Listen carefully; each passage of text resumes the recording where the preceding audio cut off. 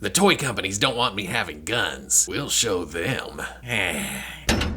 Okay, people, welcome back to another play day, but a different kind of play day. These are all unique characters or accessories from smaller companies. We'll start off looking at some GridIron Studios weapons and drone and walls and throne. I didn't mean to rhyme that. I didn't. It just bleh. Then there's the Morphonauts Combat Creatures resin outputs that I didn't think were going to be posable, but oh yeah, they're posable. I finally opened my Plunderlings Plunderstrongs, and man, they're just fun. That's the name of the game, right? When it comes to Playday, just having some fun. Because then, oh man, why have I not got into Astrobots before this? I've always loved the look of them, and they've always been in the plans. I've always thought, yeah, I'm gonna grab one soon when the budget opens up, and the budget never opens up. And now I've played with some, and well, we'll just get into it and then go from there. Starting off with some GridIron Studios armory weapons. Look at this badass gun. And I'm going to tell you right now, before you get mad, before you start angry typing, no, I don't know the names of weapons. I just know gun and rifle and shooty. Look at that thing. I know that's a shotgun mounted underneath the barrel of that. And I've looked at GridIron stuff before. The detail is just fantastic. I do believe this is also a shotgun with a folding stock, and it does not fold back. But I love, again, the detail work. And if you look really close, you see the GridIron logo right there on the side. Ooh, opening weapons. I have no clue what this is. Some kind of grenade launcher underneath? This is a different, oh, okay. I only realized that because it's a different colored resin or plastic or whatever is being used here. There is a little bit of flex to it. I don't feel like it's gonna break, but it's also solid. It has a little bit of heft to it.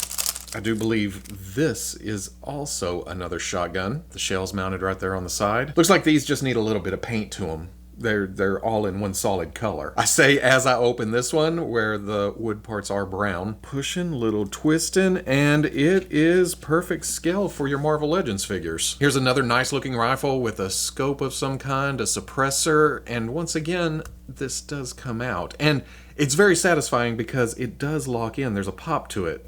Oh, on the back too, before I put all the packages away, AK Series 1 available now. And if you go to the website, you can look at all those.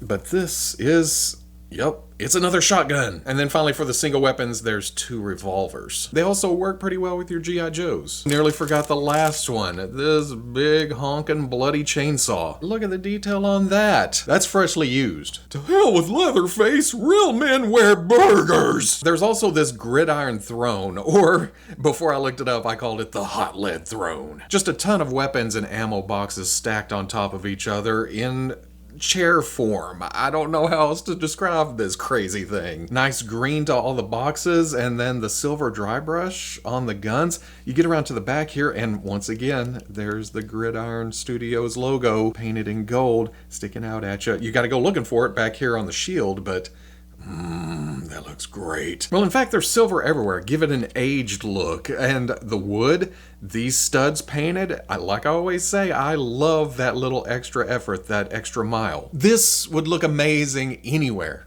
with any character, but you know who I'm gonna stick in this to show it off, to demonstrate how it works. Finally in the box was this. I thought, okay, cool.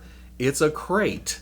What can I do with this? And then when I picked it up, I felt some weight and a little bit of shake to it. Not a shake weight, some shaky weight. I'm terrible at figuring things out without instructions, but I finally realized, oh, there's an opening right there with a bar in it. So if I pull hard enough, it comes apart. And then, oh, so many surprises. Inside was this nifty drone. And we're going to come back to this because this unassuming piece is way more useful than you would think. First of all, I went through all this and I attached these, which it calls articulated heavy weapon mounts. So I guess something else goes on there later, because there's also this big bastard that plugs into the top that I'm definitely going to get on the website and order. I did figure out these flamethrowers that plug in underneath the body. There's a tank back here with pipes running to here. All you got to do is plug this on. The only reason it wasn't on in the first place is because they stick out a little and the crate wouldn't close. There's this control panel up here on the back. a sensory array right here with the side to sides and the eye in the middle. I also had to plug this gun in, and I think I got it right. These rails were also separate, plugged those on just to add a little bit of, I mean, if it explosion, it's gonna roll right over. Just keep going. The treads do turn, but there's a tightness to them, and I can't quite get them to roll on the ground. Push. Okay, looking at the website, there are some rocket launchers that mount to here along with some guns, and like I mentioned, those big dual Gatling gun things, those will be mine, because it's gonna be a little bastard on the battlefield. Even these ammo boxes come out of the top, in case, you know, you need to load things up. Also has a control unit that can be mounted on an arm. And once again, we bring in Deadpool, just pop it right on there, and he's in business. Oh yeah, go find Wolverine. There was also this big gun included with the accessories. You can see the box on the side with the ammo going in. And the size of this plug matched this hole up top. So I thought, there you go.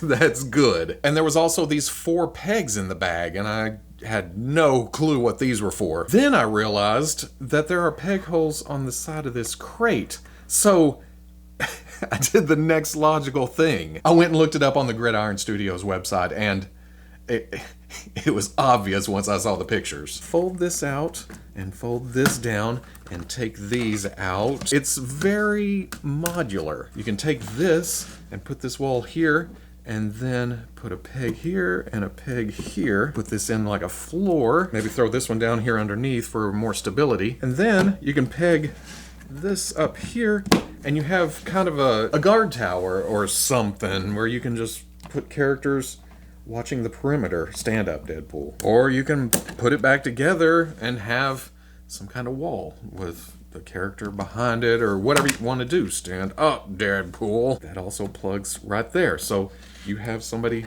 behind here, they can use this gun. It's almost like Lincoln Logs.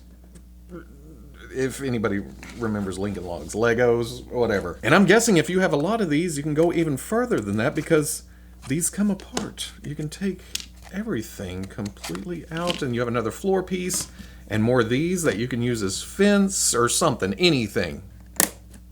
Yeah. Here is the Morphonauts Combat Creatures Lunar. Bo was kind enough to send out some resin prints of the figures that are now on Kickstarter. In fact, I think it funded today as I'm recording this. Usually with resin, I try to be gentle with it.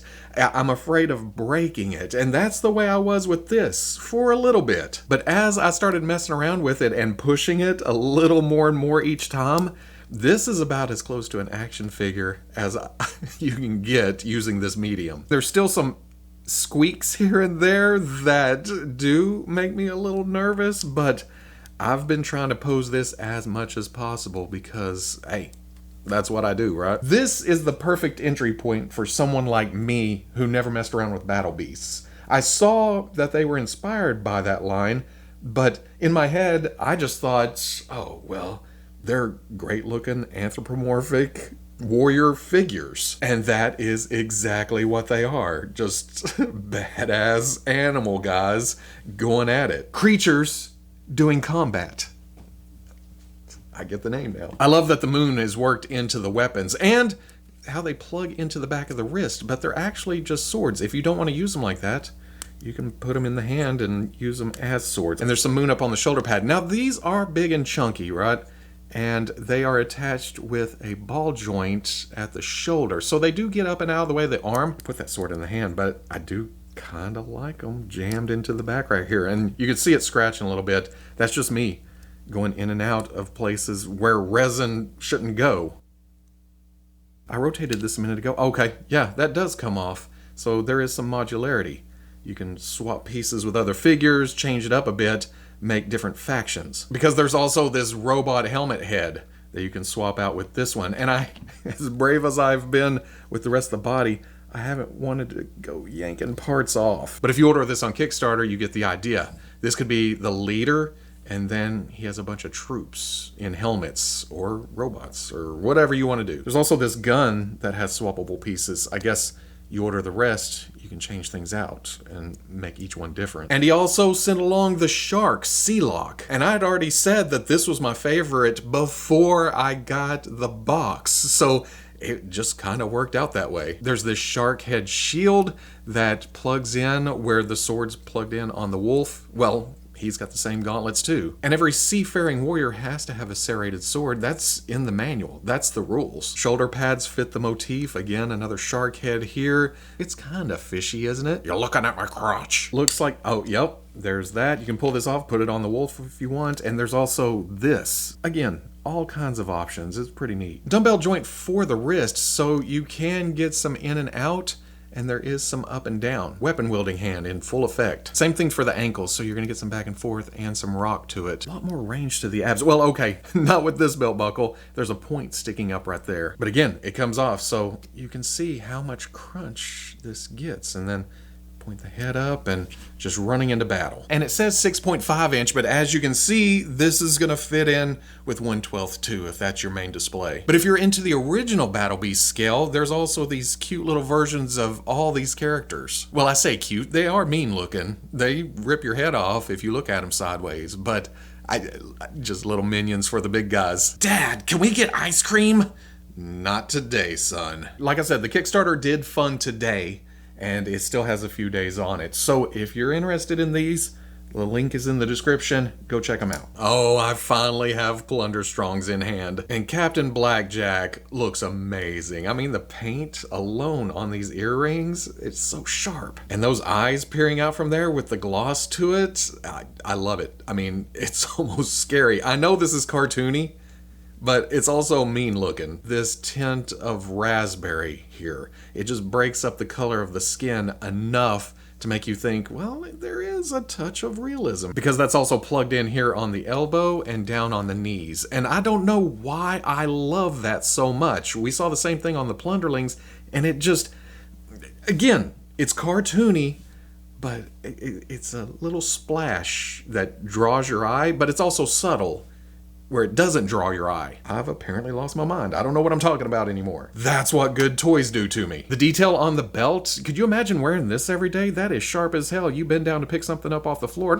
and then the touches of silver there on the belt, the buckle, these studs going around to the back, this white for whatever the hell those are. Now, I did get to mess with the prototype of this, so I already have experience with this big old hinge in the upper torso. Now, if you go back, you see it right there, but this pec piece is flexible, rubbery. Just flex forward, and look how far it goes down. Then you hinge the neck forward, and you suddenly have a brute Plunderstrong, where he's just...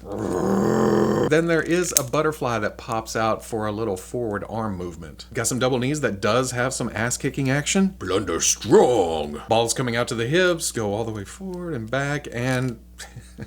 better than Spider-Man. But Captain Blackjack here, he's a refined man, and I think that because of his accessories. Well, I say that, he's got some pretty angry alternate heads, but I think this is my favorite. He's calm, cool, collected. First, I love the magnet feature in Plunderlings or Plunderstrongs heads that just sticks down.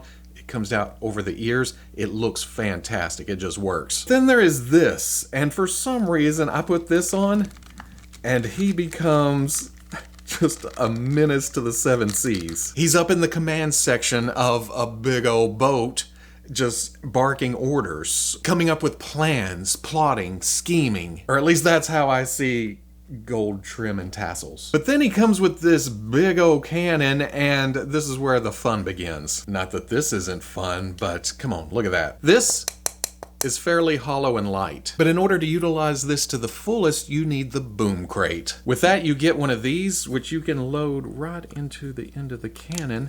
And then, you see where we're going here, right? There's a ball joint on the end. You can use the coconut, bowling ball, cannonball, this gray stony looking ball, this spiked ball, or you can use a Plunderling head, like whoosh. That just pops right on. Not a problem at all. And you can set up Captain Blackjack to fire this thing. Then there's this big translucent blast effect that looks absolutely fantastic.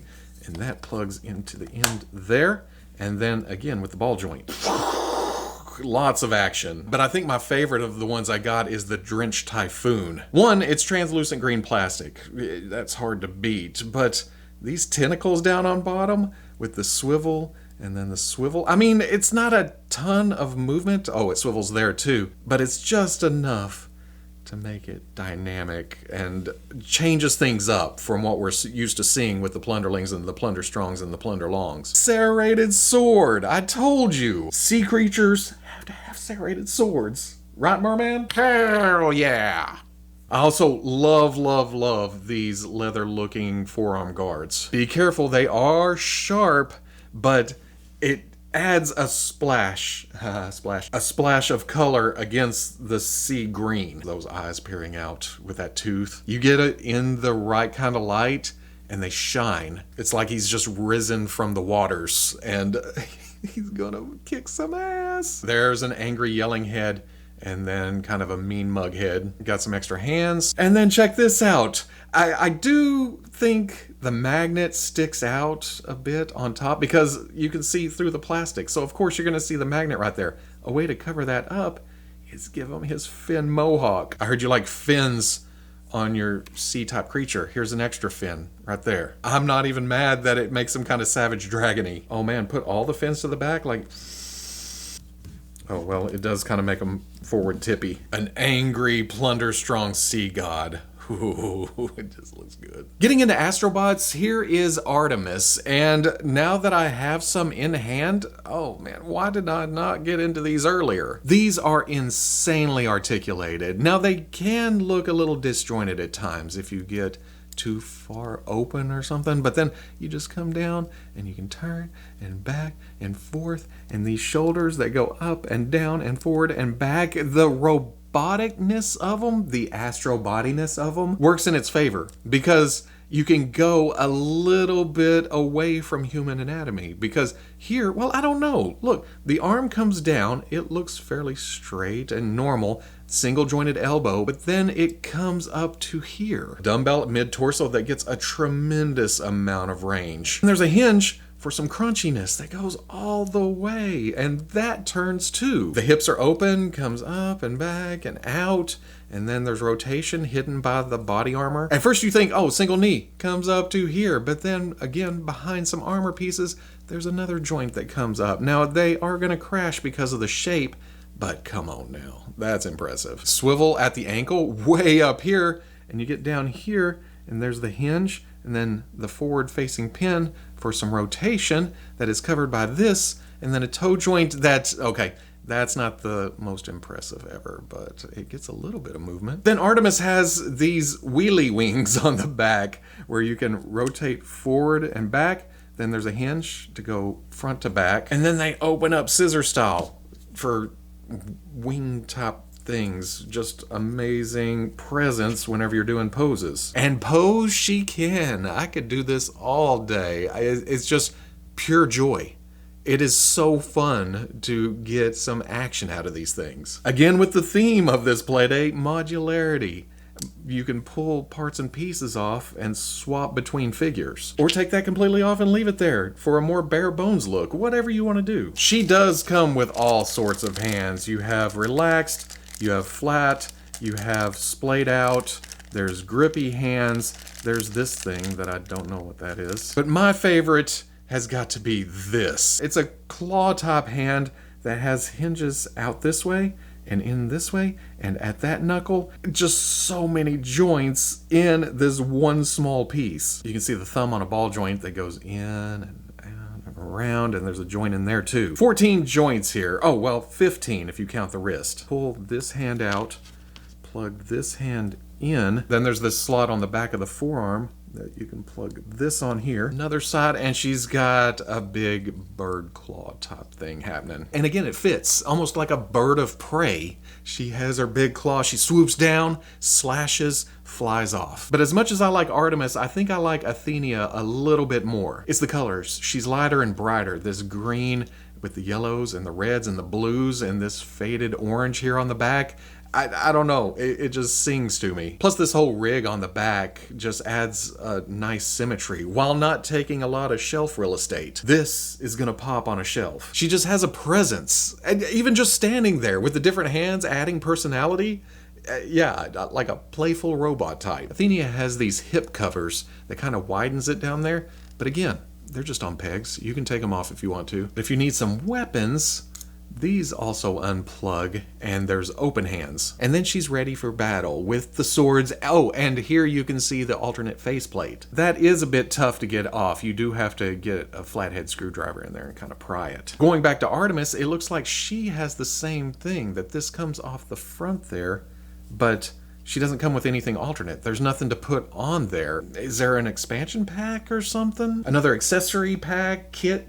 I don't know. I need to get on the Astrobot side, I guess. As much as I love them, Vulcan has captured my heart. Look at this big chunk of plastic robot. He is heavy machinery. He's got the drill bits and the pistons or boosters or whatever to penetrate rock, steel, adamantium, the moon, whatever you want to punch a hole in. He's even got the intakes, he's got the cattle guard, he's got the shielding, he's got the heavy boots to lock him down on the ground in position while going at it. Reserve tank here on the back in case he runs out of gas. There are lights right here to complete that construction look that is turned on by this button, but I can't find the AG2 batteries anywhere. I'm gonna have to get online and order some, and then I'll do a follow-up at some point because I really want them to... But it is insane some of the poses you can get out of this. With double elbows in the extra arms, they come all the way up. And it's the same thing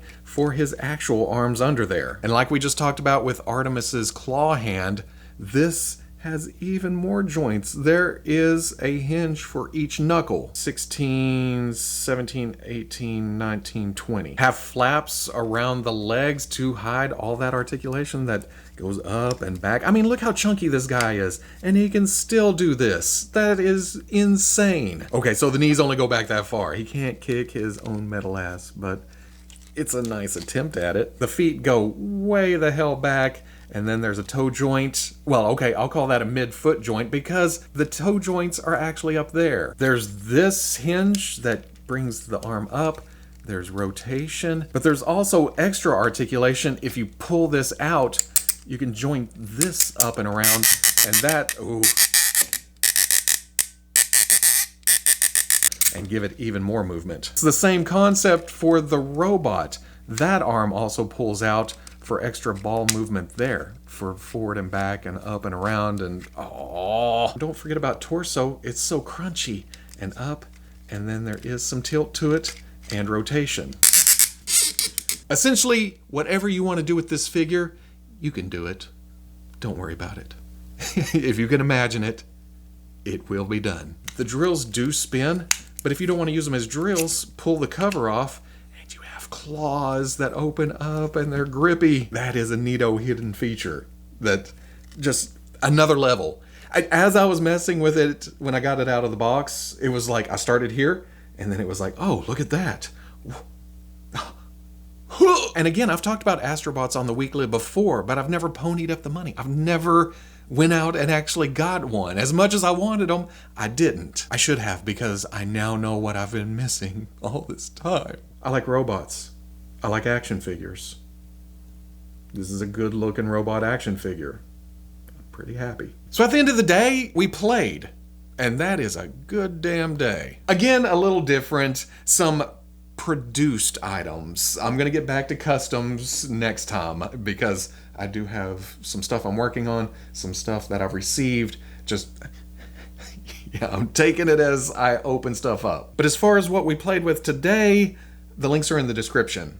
If you want some Astrobots or some Plunderlings, some Morphonauts, some GridIron Studios, yeah, it's all available down in the description. And I love that the market's opened up to things like this, where if you have the means and the resources and the skills and the talent and the drive and you want to make an action figure, get out there and do it. Now, it's not always guaranteed because you also have to go with the market and what people want and everything. But even then, I mean, You don't even have to mass produce it anymore. You have resin printers, you have sculpting programs, you just do it.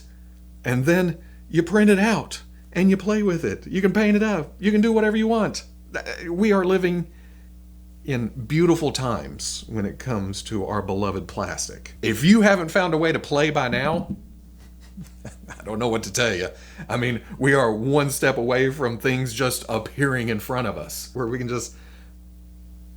yeah, I'm off to play.